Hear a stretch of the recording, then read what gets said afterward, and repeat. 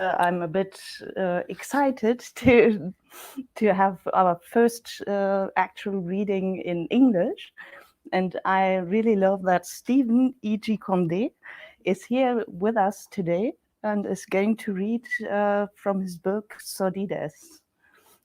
Thank you for being here. Yeah, thank you all for being here and those tuning in online. It's really such a pleasure to be able to share my art with such a wonderful audience, and I look forward to the discussion. So, Thank should you. I begin? Yeah, we thought we could start right into the book and talk about it later. Okay. So, I'm going to start at the beginning for the sake of simplicity and comprehension. Okay. So, the first chapter is called Huracan, Heart of Sky, and it begins with a quotation. The most ultimately righteous of all wars is a war with savages. The rude, fierce settler who drives a savage from the land lays all civilized mankind under a debt to him. Theodore Roosevelt, The Winning of the West, 1889. It was after dusk when Teddy came for us. His breath was thick and wet as it swept through the forest. Not even the coquis dared to chirp with him there, rummaging in the brush. I can still remember the wails of the trees as he flayed their barks, as he dismembered them limb by limb. I was huddled with my family when his tongue slithered through cracks in our zinc roof, bored holes in the tarp that we hoped would shield us. Someone screamed when the roof caved in, splintered under the weight of a fallen yabisi. Its pale trunk cracked like bone beneath his invisible fist. Then Teddy descended, jaws bared, his saliva oozing down on us in wicked rivulets. Hands clasped, we pleaded to our Creator for quick deaths, but death never came. Instead, as if our semis had heard our prayers, Teddy's voice caught in his throat. Silence. It was as if the engine of the cosmos had suddenly shuttered its industry, giving way to quiet entropy. And that's when I remembered what the gobernadora had said on the radio the night before, her warning not to trust the stillness. No habrá paz en medio de la tormenta. When it was so quiet, I could hear my heart drumming in my ears. I clambered out of the wreckage. My sisters cursed at me for my foolishness, but soon they followed, curious. Where the roof had collapsed, bleached bark and serrated metal parted like the petals of a hideous flower, to reveal him grinning and gordo in the pallid sky.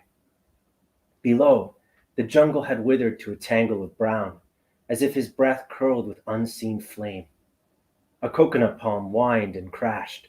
Its death echoed over the mountains, twisting into something that reminded me of laughter. I lifted my gaze to the sky to search for the face of the Taíno deity that legends say takes the shape of a storm, arms curling like serpents to set the clouds into a devastating spiral. Huracan.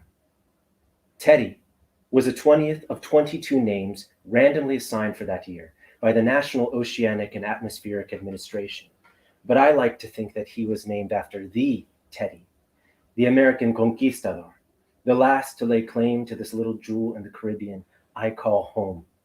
How fitting that he should be the one to usher in the end of American dominion here. Perhaps we should be grateful. Some pray that our new masters will be better caretakers of our land, but we Jibaros have our doubts. I regret not taking Mandarin at the university as we sift through the packages our new rulers airdrop for us. Bags of rice, insulin, antibiotics, distilled water, bioprinted protein powder. Will the Chinese be more sympathetic than their American or Spanish predecessors? They are, after all, not strangers to our suffering. They must remember when their people were sent here as laborers to work in the factories, that last-ditch effort to save Spain's crumbling empire with industry. What an irony that the ones the Spanish and the Americans spat on and called coolies ended up as our new landlords.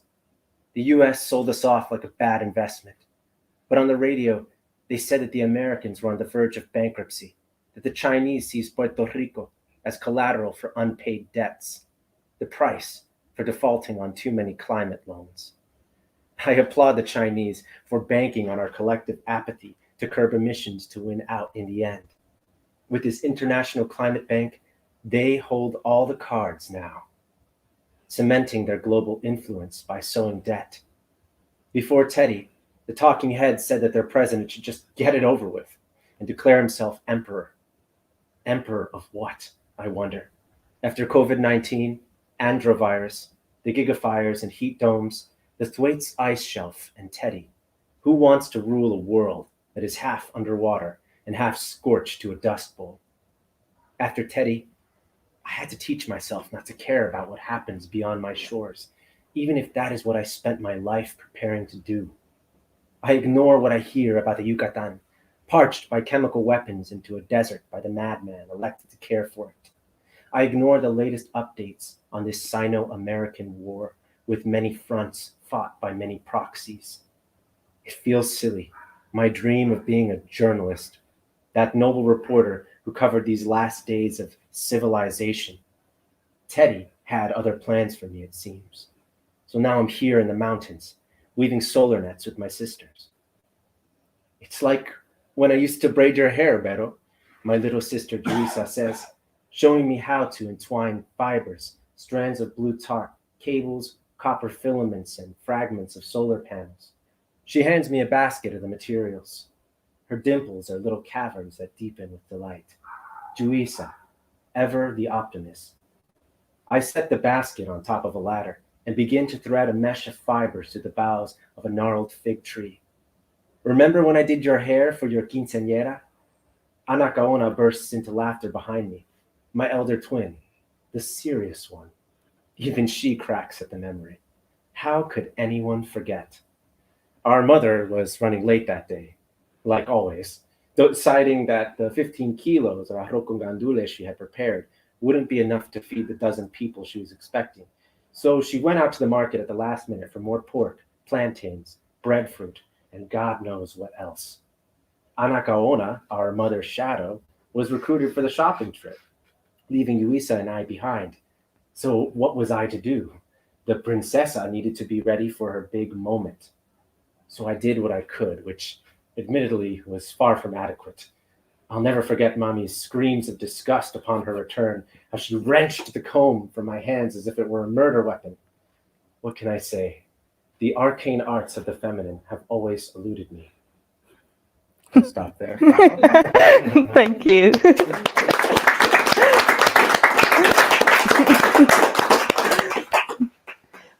I thought that to be a very strong start into a book. So I love the idea to just jump into it and let everybody have that experience. But I also have some questions. Sure. You started your book with a quote of Roosevelt, and there's a connection to the hurricane destroying Puerto Rico.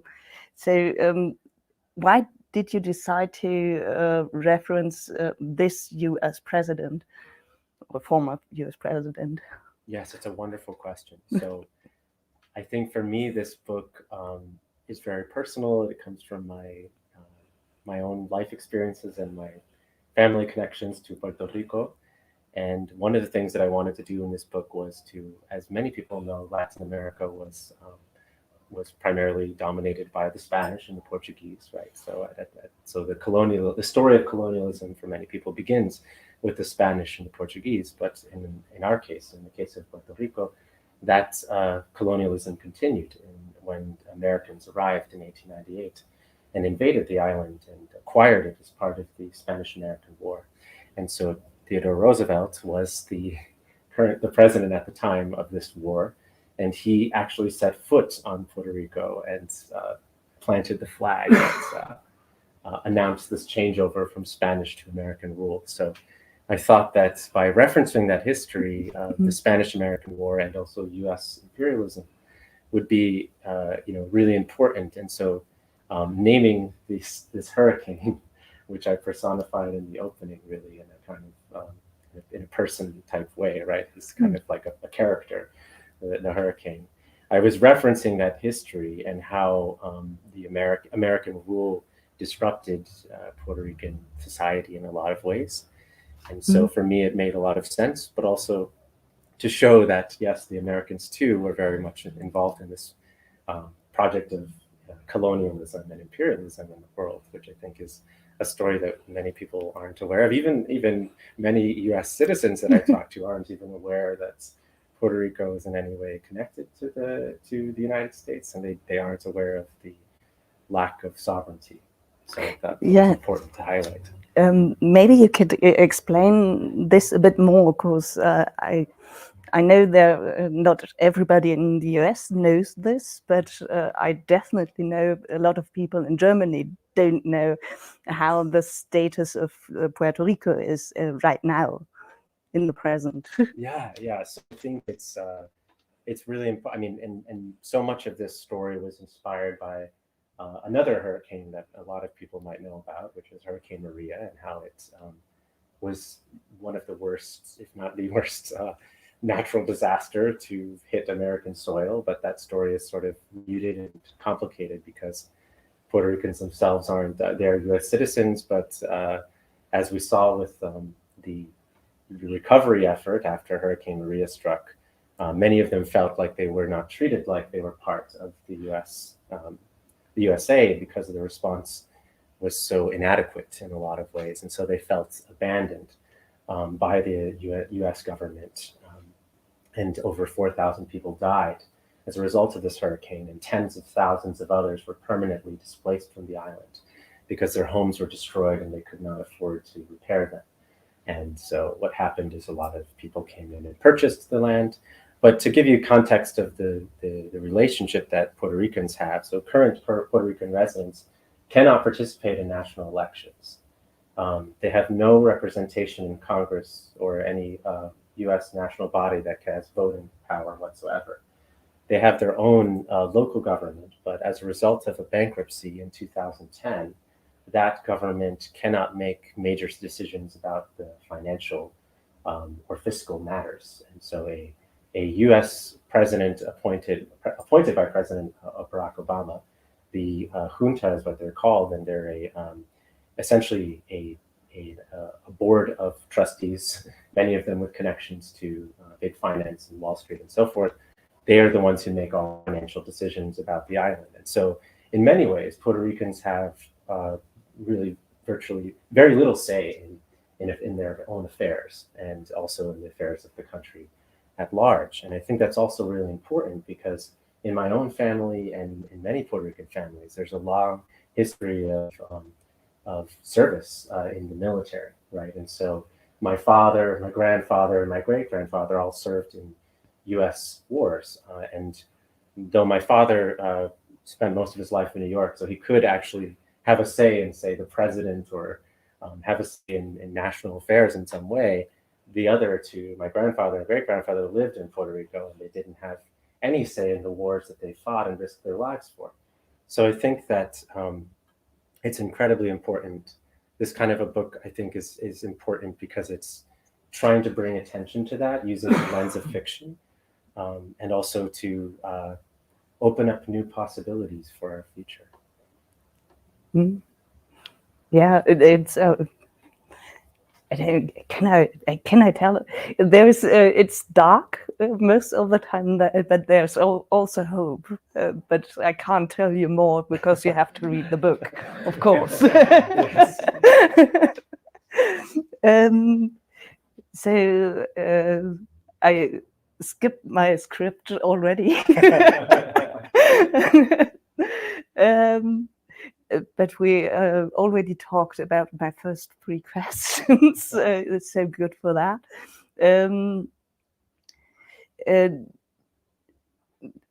Just one more follow-up question.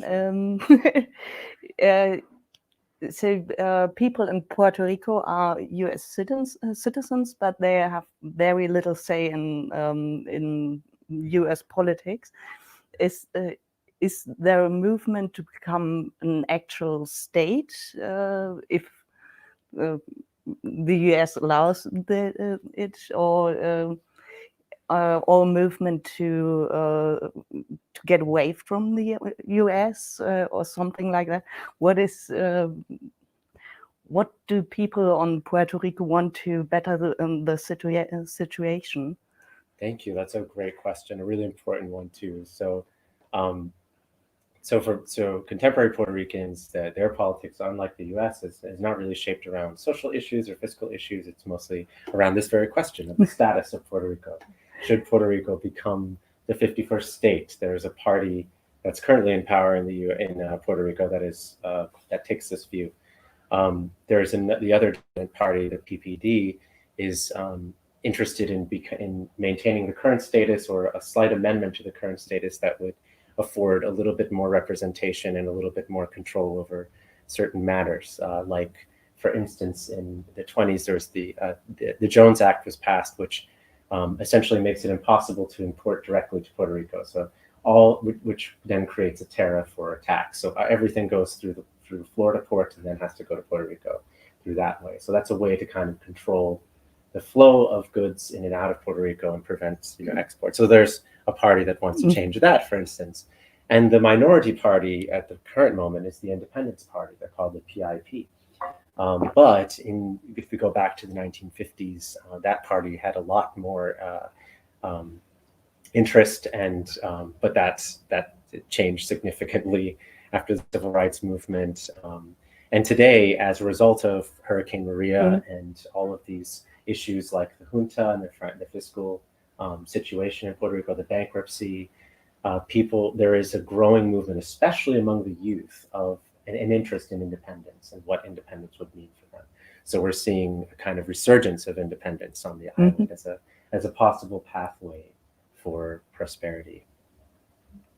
Interesting, yeah. So it's very complicated to answer your question more succinctly. Yeah, politics usually are.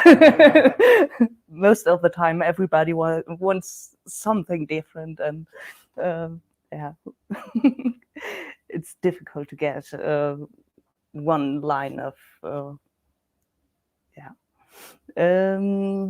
So would you like to read some more from your book? Then we can start my other line of questioning. Sure, I can perhaps either pick up from where we just left off, and just give you a little bit more of a sense of this world here, and then yes, I'd be very happy to continue the conversation.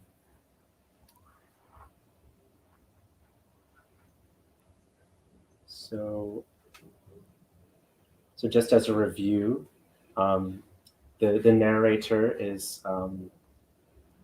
was just talking about his experiences with his mother and his sister, and how. So just for context, the quinceañera in Puerto Rico and in much of Latin America is the 15th birthday. It's a girl's 15th birthday. It's a very special birthday because it represents for girls this transition from girlhood to womanhood, and so in many cases there's even a shoe that is replaced, and it symbolizes this transition. So it's a big party, in many cases almost like a wedding. And so for Vero to screw up her hair was a big deal, because that's like a very important day, right? So then Yuisa, the little sister who had turned 15, is now commenting to Vero, and she says, "On second thought, maybe you can help Daguao with the breakers," Yuisa says gently, her black curls falling over her face as she peers down at me from a rooftop. "It's coming along," Anakawana gestures toward the forest, eyes alight with pride as she repositions her ladder. "I helped Daguao with the labyrinth of switches and breakers he built behind the cancha, the ball court that has become our unofficial town square. He's another genius like Yuisa, which explains why they've been best friends since they could crawl. I remove a rusted screw and grab a cable to attach to the open switch when I catch an expression of alarm in Daguao's green eyes. "Not that," he signs, the pads of his index and middle fingers clamping to that of his thumb. I make a circle with my fist over my heart to reply, sorry. Dawao passes me the end of another cable wrapped around his shoulder. I socket it into place and retighten the screws. Dawao grins with approval, tucking his black hair into an elastic tie. In his delicate smile lines and sharp cheekbones, I can see the ghost of his father's face, an artisan and mechanic from Ponce who moved to our mountains to build a new life with others who could communicate in his language. Teddy took too many of us. When you're raised in the campo, hearing or not, you learn to sign if you want to understand what's going on. In primary school, we learned a bit of ASL, but our neighbors speak a regional dialect of their own. Communication is not the most straightforward up here, but you get used to it. You have to. We hearing people regularly switch from Spanish to English to Spanglish to ASL and LSPR and ASLPR-ish, and that resurrected island Arawak that youth learn at summer camp. Just to be clear, ASL is American Sign Language. Dagwao riffles through a shipping container filled with useful scrap, searching for solar batteries to attach to his contraption. I follow him with discarded cable shielding and copper thread and drop them into bins that he has meticulously labeled to keep our salvage organized. In the months since Teddy, we became scavengers to survive. They don't tell you that the aftermath of the storm is the worst part. They don't tell you about the despairing nights, praying for help that never comes, about digging mass graves to bury the dead under the smog-choked skies of diesel generators. In the end, we endured as we always have. Like the petroglyphs of frogs and birds etched in boulders along our rivers, we endured. From the debris of our towns, we created this Yucayeke, this mountain sanctuary that has served many generations of our ancestors, going back to those daring Taíno and Yoruba that settled here to escape the reach of the Spanish crown that enslaved them. But with our kerosene supply dwindling, we had to find a new way to keep the lights on. Even though Teddy's Category 6 winds shattered most of the island's solar panels, Juisa schemed a way to remake the debris into something that might save us. For all that our isla lacks, we have sunshine in abundance. So we weave the reflective shards of solar panels with kapok fibers from our sacred saiba trees. We stitch circuits into a meshwork that we drape over the branches. We make solar microgrids from life's stringy filaments. We call them our nasa, an Arawak word for the nets that our ancestors used to catch fish in our seas and rivers when they were still teeming with life. Thank you.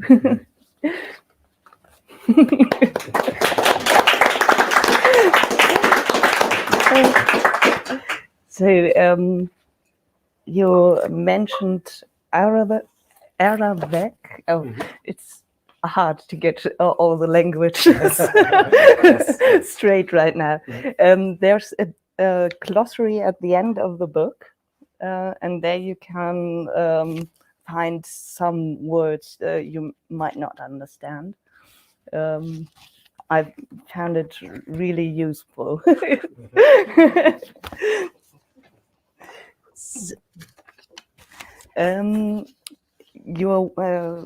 As I read about your book, your work was called Taíno futurism. And I understand you're one of the founders of this kind of genre. Yes. Can you tell us what this is? Sure, yes, I'd be delighted to. So when we talk about the colonialism, right, of the Latin American world, and we talk about specifically Puerto Rico and these islands, many of you have probably seen artwork depicting Christopher Columbus talking to some group of people, right? And so that group of people are the Taínos and the Kalinagos, for which the Caribbean is named Caribbean. The word Kalinago or Carib was the word used to describe that people. Mm-hmm. So the name of the region comes from these people. It's a demonym. But the Taíno were a specific group that lived in Puerto Rico and present-day Dominican Republic, Haiti, Jamaica, the Virgin Islands, and parts of the Bahamas as well. So one of the things that I learned growing up was that the Taíno were destroyed that they went extinct as a result of disease, smallpox, and also the Spanish enslaved them in a system of labor called the encomienda. And Bartolomeo de las Casas, who was a friar who worked with the church, documented this and wrote to the Spanish crown, and his journals are there that describe the horrors of this system. And he feared that the Taíno might become extinct. And so in the history that I learned is that they did become extinct. They don't exist. But for many Puerto Ricans, there are stories in your family of somebody who was quote unquote an Indio, or who is descended in part from these people. And so for me, Taíno futurism is about challenging this idea that those people, that as a community, the Taíno are extinct. And it's about imagining an extinct people in the future. But also it's importantly for me, not about purity. It's not about going back to 1491 to a time, of the way that the Taíno lived, but thinking of a future that is as messy as the Caribbean, because the Caribbean is a very messy region in a lot of ways. That's because of these histories of colonialism, but also slavery. And so in the excerpt that I just read for you, I referred to the Yoruba peoples of West Africa, who are also very much part of the story of Puerto Rico and many parts of the Caribbean. And so you have this meshwork of these many continents coming together. And so for me, Taíno futurism is not this going back to being purely Taíno. It's about celebrating the messiness. So in many cases, what is Taíno is also West African, and it's also Spanish, right? And so I'm trying to imagine and help imagine with other people, artists and writers as well, who are thinking in this space of what does it mean to be indigenous in the Caribbean today and in the future. Yeah. You mentioned that Taíno people were believed to be extinct. How can you find something that is believed lost for 500 years? It's a long time. That's a wonderful question. So, as I said, for many of us Puerto Ricans, this history of indigeneity, of being connected to this indigenous culture is it comes from family stories. So it's an oral tradition. But historically, what happened, which is really interesting, and also I kind of referenced in the excerpt that I read for you, is that many Taíno people fled.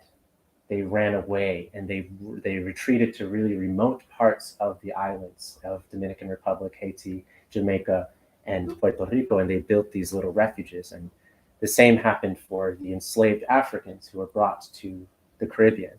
They also fled. And so Africans and indigenous peoples created these sanctuaries that we often call maroons. And so many of these traditions have lived on in these rural parts of Puerto Rico. And so the figure of the rural, the peasant, we call it campesino or jíbaro, which I used in the book, is also very connected to this idea of indigenous culture. And so traces of it exist still, even though the language has been virtually destroyed. Many of the place names, like the place where my family is from, Guaynabo, is actually in the language of the indigenous people, and it referred to a chief by that name.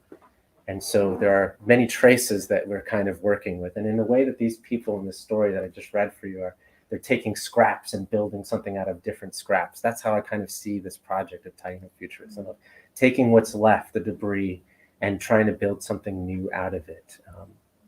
And so it can be a very contentious process. And I think not all of the groups, there are many groups today who are trying to revive the culture and revive the language, and they have different philosophies and ideas about how to do that.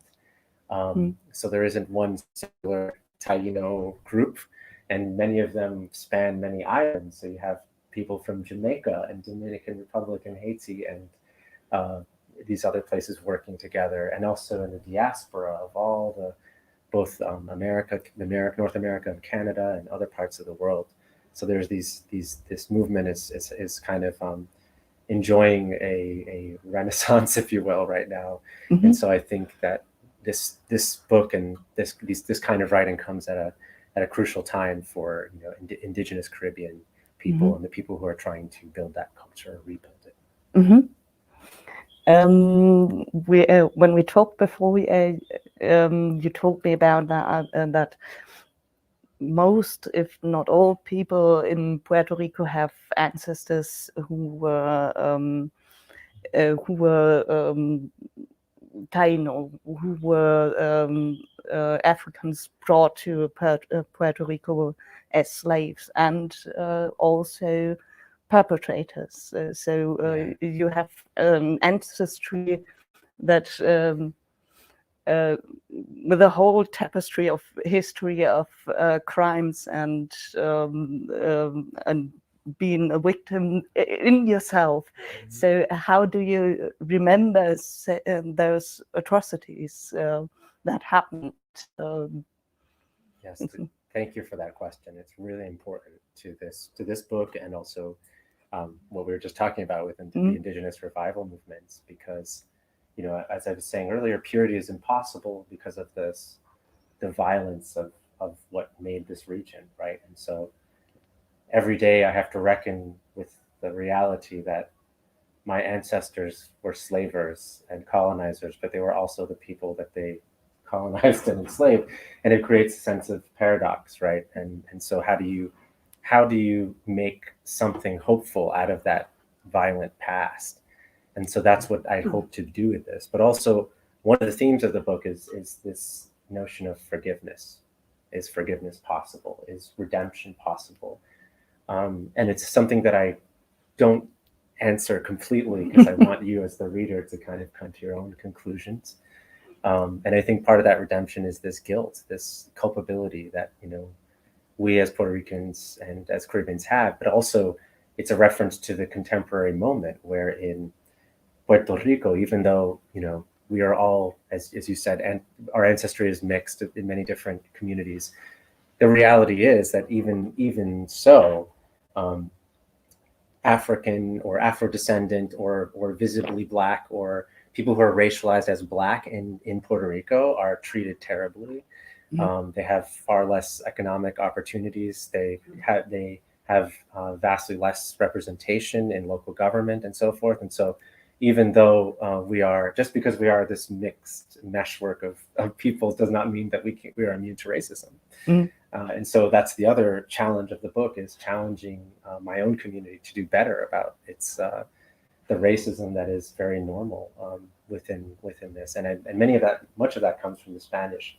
They even had this very specific caste system based on how you look that would typify you into a certain group. And there's a whole hierarchy that they set up, which, okay, it's dismantled in theory, but in practice, many of those really, really problematic values continue today. And so the people who are phenotypically more European enjoy the most privileges. So white privilege is still a very important part of the story, and it's something that I hope to address in the book. Thank you. If any of you have a question, please feel free to ask. You watching online too, my colleague is monitoring the chat and WhatsApp. Feel free to ask any question.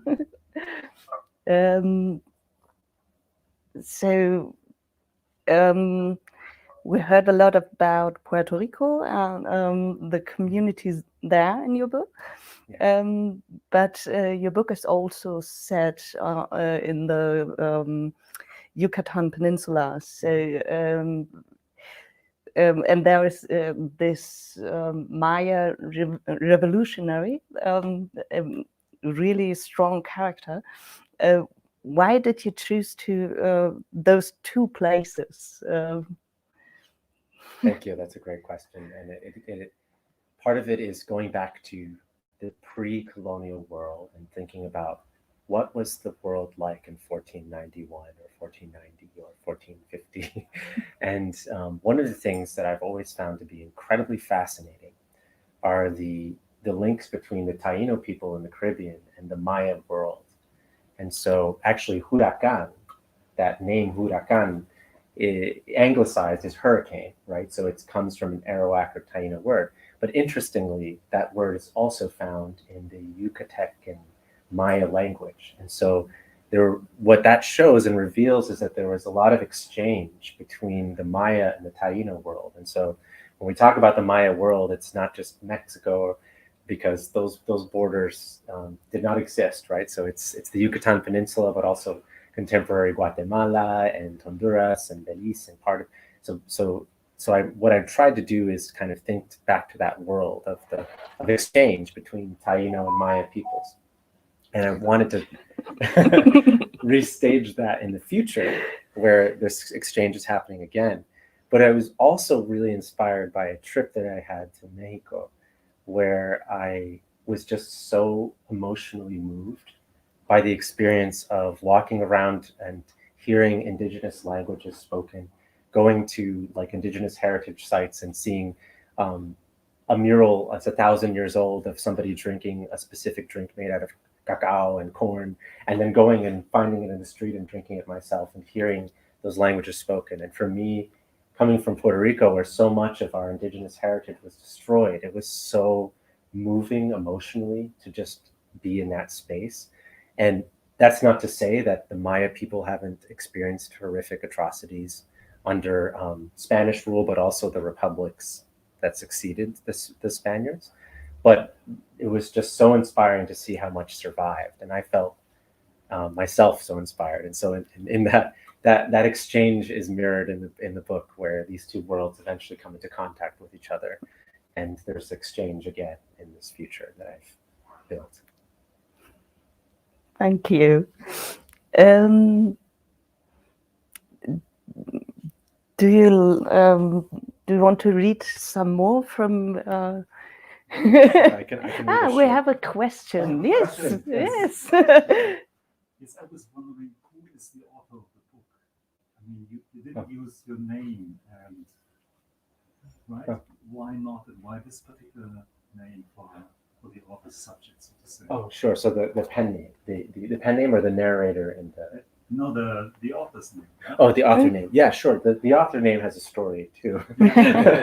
So I grew up mostly in the U.S., like in the States, in the United States. So I grew up in New Hampshire and Florida, and I moved around a lot as a kid. But I spent many summers with my grandmother in Puerto Rico. And so those were really formative and influential years for me, where it was the only kind of sustained contact I had with my culture. And yes, in my home in the US, there was Spanish spoken, and we ate many of the foods that I describe in detail in this book. But it was really important for me to stay connected. And so my grandmother, whose first language was Spanish, really detested my name, because my name Stephen in English is almost impossible to say in Spanish, because typically there's a vowel before two consonants, because it's just not the way that the language is built, right? So she much preferred the Spanish version of my name, which is Esteban. So Esteban. So she would call me Esteban, both because it was easier for her to say, but also she was really angry at my mother for naming me. And I used to talk to her about how I wanted to be an author someday, and so we always talked about that, and she's since passed away, and so I took on this name E.G., and her surname is Condé, and so this is a way to honor her memory. Mm-hmm. And also, since the theme of this book and much of my work is about ancestry and remembering the legacy of those who came before, I thought it would be kind of fitting to use that pen name as a way to honor her memory. Nice.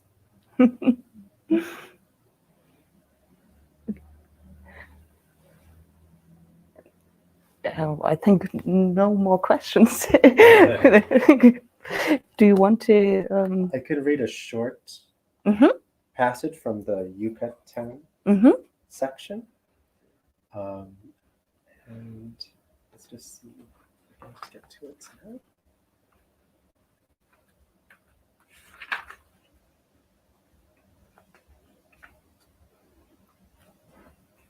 So this is in the Yucatan. It's completely a different setting. It was referenced in the opening a little bit. So, and I'll just set the stage a little bit that the Yucatan in this world has recently undergone a kind of horrific slide into authoritarianism, and a civil war broke out, and that war has since passed, and people are kind of rebuilding. But one of the outcomes of that war was turning the jungle of the Yucatan into a desert because a weapon was used. So I will just give you a little bit of this section, and then we can transition to more questions and discussion. I also open with a quotation which comes from a Maya holy text called the Popol Vuh. May the water be taken away, emptied out, so that the plate of the earth may be created. Then may it be sown. Then may dawn the sky and the earth. There can be no reverence given by what we have framed and what we have shaped until humanity has been created. Anonymous, Popol Vuh, circa 1550. In the murk of the cistern, his quarry vaulted upward, shrieking. He found it amusing to think of the battered pail as prey caught within the well's mechanical jaws. He unhooked it from the pulley to set it in the dirt at his feet. The water reeked, a ferrous aroma not unlike blood. Signs of the contaminant. Reddish whirls that coiled like a storm. Jodido, hydrophage, an indelible wound in the land that refused to heal. Even the aquifer is scarred. There, in the prism of the tainted water, the old man's wizened visage undulated. Purple burns marbled his face like a mask, a constant reminder of calamity's reverb. At least I'm alive. Startled by what sounded like thunder, the old man nearly dropped the pail. A flock of sower drones crackled above him, trailing plumes of cyan mist in their wake as they lanced across the sky, over toppled stelae and sinking Maya ruins in the hills beyond. He tracked their avian shadows as their payloads descend in columns of vapor over the husks of trees that had once been lush chaparral. A green land scorched without flame. Only the caudillo could devise something crueler than burning. He thought of the landscape as parched bones, the drones as necromancers attempting resurrection. With the flock receding on the horizon, the man resumed his work, hauling his spoils up the slope to Casa Sordida, or Centro de Refugees, as the United Nations Parliament had designated the encampment. During the war, he was told that this path was a key supply route for the guerrillas opposing the caudillo's regime, the Lobos. He had heard many stories, but he could not remember as others could. Imagination would have to suffice. He tried not to splash water as he ascended, though spry for a septuagenarian, abuelo, as his fellow Sordidos called him, which means grandfather in Spanish, abuelo, could not remember the war or much that preceded it. While some had lost memories due to trauma at the hands of the caudillo's death squads, abuelo's lapses were of an entirely different nature. Like many of his generation, abuelo was a victim of the androvirus, carrying the disease asymptomatically for decades, only to lose his episodic memories in a matter of months, as amyloid plaques occluded his neural pathways. That old saying was true. Ignorance was bliss. God had gifted him the affliction as an act of mercy. The casa loomed ahead. The stolid faces of the sordidos peered out from the slits in the concrete that served as windows. They watched him with vague interests. Bodies slouched, bereft of vitality. He often wondered if they envied him, if they longed to forget as he had. I'll leave it there. Thank you.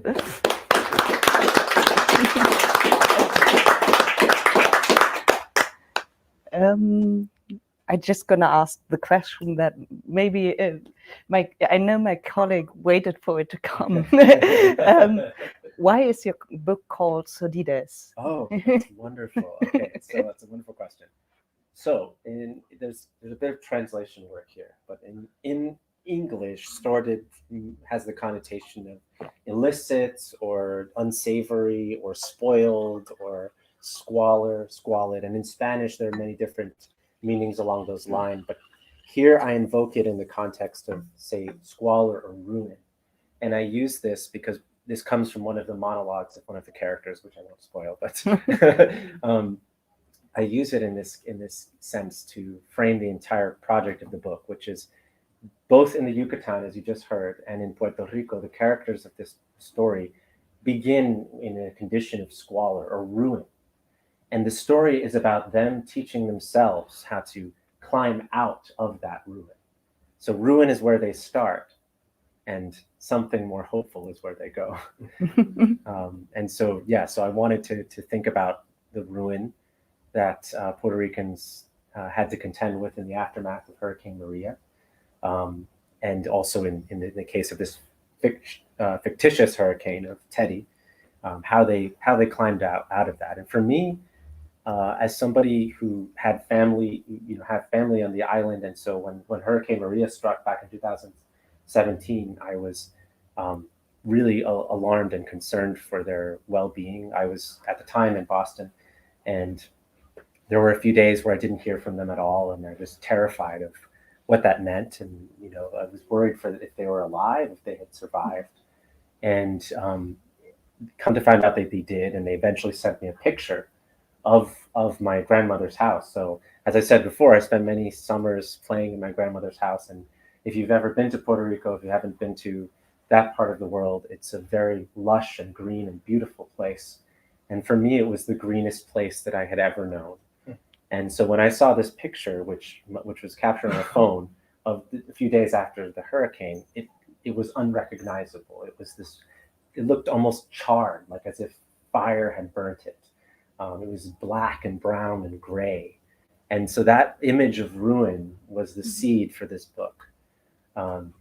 And what I later found when I visited the island after the hurricane was I was just so astonished to see how green it had become in just a matter of months.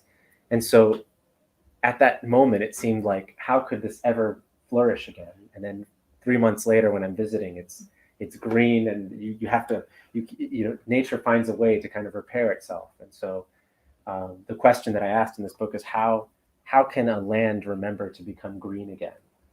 And that's sort of the question. So the characters, but also the land, is remembering how to flourish. And yeah, so that's where the title came from, Sordidez, into something more hopeful. Thank you.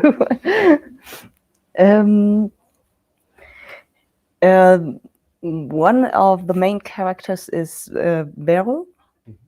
I'm sorry, I'm butchering Spanish names. That's great. Sounds great. Yes.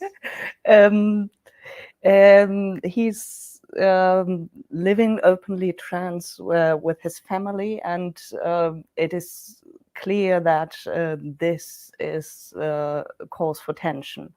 Yes.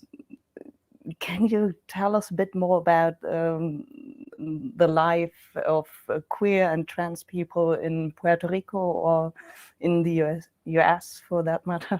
Thank you for that question. It's really important. So Vero, the person that I read from first, that was his point of view. He is transmasculine, and that was really important for me to include because in Puerto Rico today, there's a lot of violence against trans people and queer people in general. So it's something that I know intimately as a queer person, that rejection from the community on the basis of, in many cases, it's on the basis of faith, but also on the basis of the culture of what we call a machismo culture in this part of the world. And so I wanted to highlight that as a struggle, because as much as this book is a celebration of my culture and heritage, it's also a critique of some of these harmful tendencies within Puerto Rico. So I thought that was really important to include.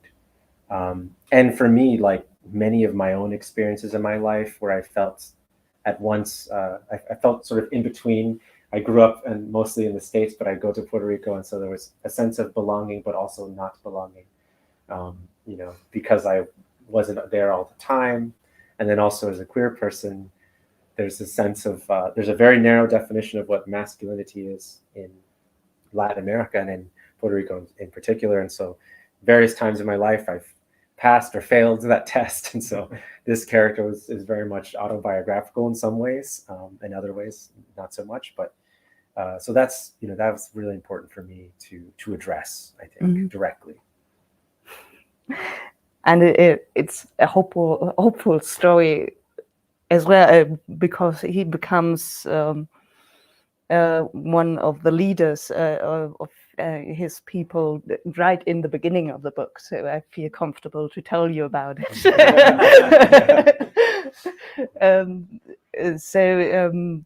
There is hope that this prejudice can be overcome. Yes, and I think that's what I was hoping for with this book too, is to say, there's a reason this book doesn't start with a revolution of Puerto Ricans against the U.S. government, because in some ways what I'm saying is that they're not ready for that. They haven't matured. In a lot of ways, they have to mature or understand and go through changes themselves as a society, right? So in the same way that we as individuals can evolve on an issue, I think the society also can evolve, and that's what I'm hoping that the book makes some space for. Okay, then thank you. No further questions. I have quite a lot of further questions, but I think it would go too far. And also, I want to invite everybody else to ask questions, comment on what we talked about. Is there any indication how the former Taíno culture dealt with queer people, or is it all buried under imperial dominance? That is a great question, and it's one that I spent a lot of time trying to answer. I will say that contemporary Taíno groups seem to be, many of them seem to be very tolerant of this and welcoming of it, and I think they connect, in some ways, they connect themselves to other American indigenous cultures where there's some space for being queer or being non-binary. Some of them even use the word two-spirit. I personally don't, because I think that's it may perhaps appropriative of other indigenous cultures, so I kind of avoid that. But I do think that that many contemporary Taínos are drawing on that and saying, okay, it seems to be like this in the rest of the Americas, so perhaps there's some room. I think historically it's a little bit complicated, as you said, because much of what we know about them back in 1490s or the early 1500s is filtered through these Spanish friars like Bartolomé de las Casas and other missionaries who were going in with a specific agenda of Christianizing these people. And so they cast a lot of what they did as sinful or savage or barbaric. And so it's hard to know. What I can say is that the Taíno people were matrilineal. So their names were inherited through their mother's line. So, but even so, the chiefs tended to be the male of the line. So it was kind of like a mother's brother sort of situation in that way. But that also meant that there were a lot of, just by default, a lot of women who ruled these chiefdoms. And so that meant that the gender norms or roles were a little bit less differentiated than they are perhaps in some other contemporary societies. So there was perhaps some space for gender role, being a little bit more fluid.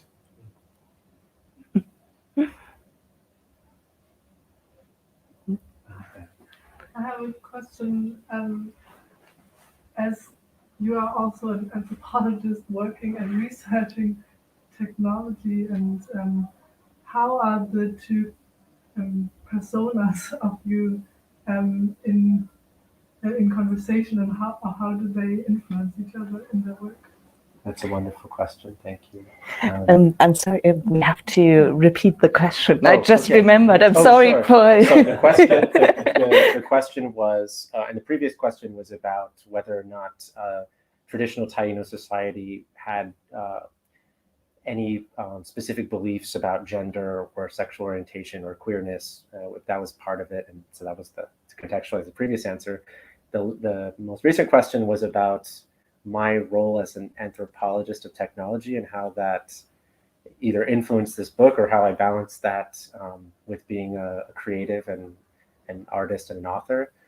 And so for me, the response would be, I think they're very intertwined. I think my training as an anthropologist has really helped me to kind of understand to some degree the complexity of culture and things like language and how important language is to cultural identity, but also in particular this book.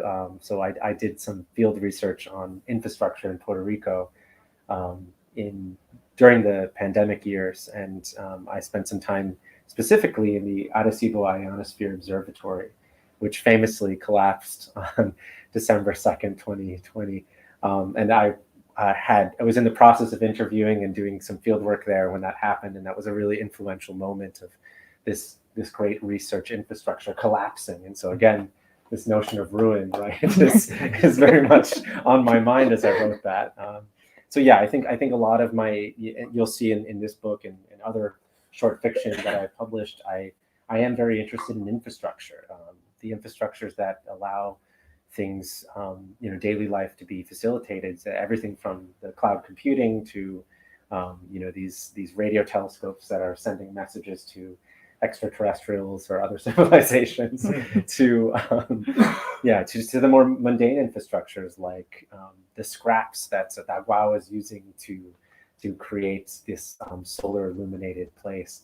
Another thing I will say too is that in the opening excerpt that I read, I was also really inspired by one of my field sites in Puerto Rico was Casa Pueblo, which is a non-governmental organization that's really interested in promoting solar energy in Puerto Rico as a resource and as a way to prevent against future tragedies with hurricanes, right? So as I said in the opening, the aftermath tends to be actually more dangerous than the storm itself because people don't have access to power, people who are in hospitals who need electricity for life-sustaining equipment and so forth.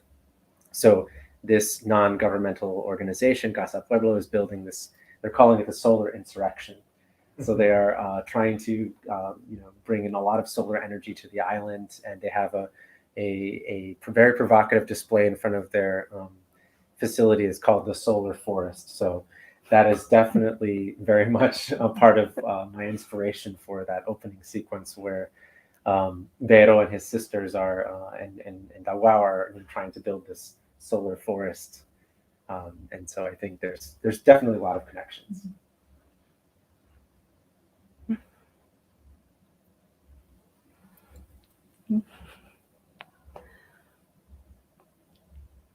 Yeah, is the inclusion of sign language something personal for you, or something that it has to do with Puerto Rican culture?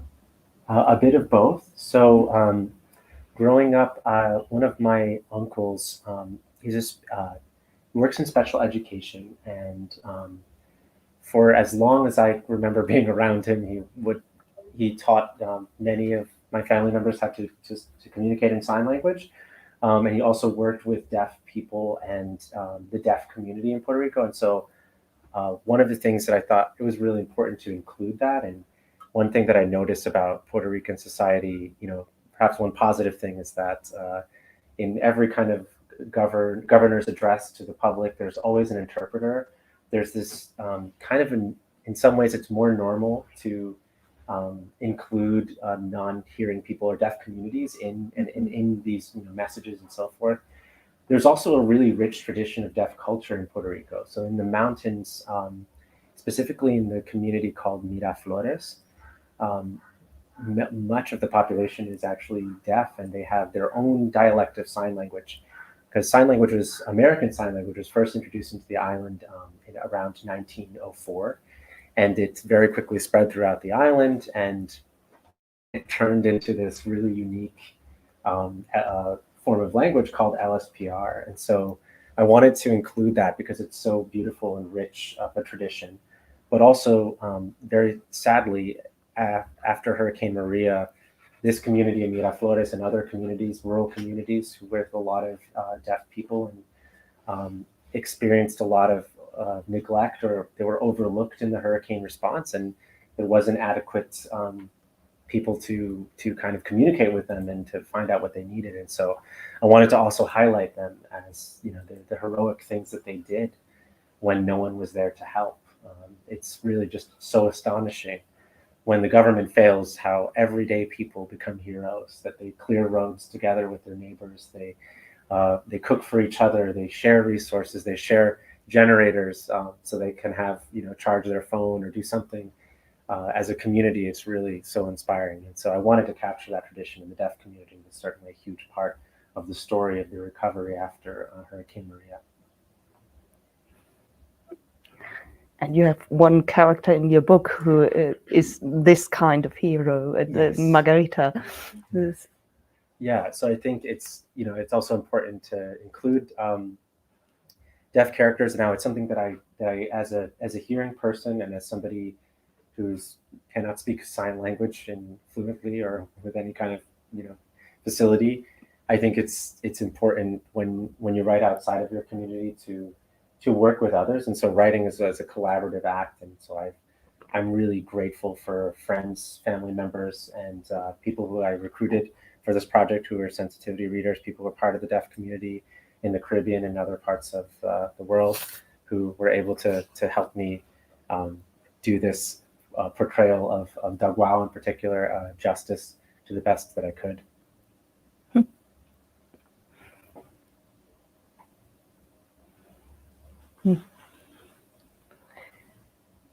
If there are no further questions, I just invite you to stay a bit more, drink some wine, and just talk with each other and with Stephen. I don't have any questions online, but three kind comments for you. Yeah. It's two of them are from Red. He said, "I like how he inputs a possible future where China has more influence in Puerto Rico and Latin America." And great question regarding FDR. And Jeff says, "I love how Sordidez decenters white people to focus on the stories of the people who are suffering from colonialism." Thank you, Jeff. That's all. Thank you. Okay, then thank you for watching. Thank you all for being here. And as I said, you're welcome to stay. We're here and love to talk to you. Thank you for organizing such an interesting evening. Thanks. Thank you.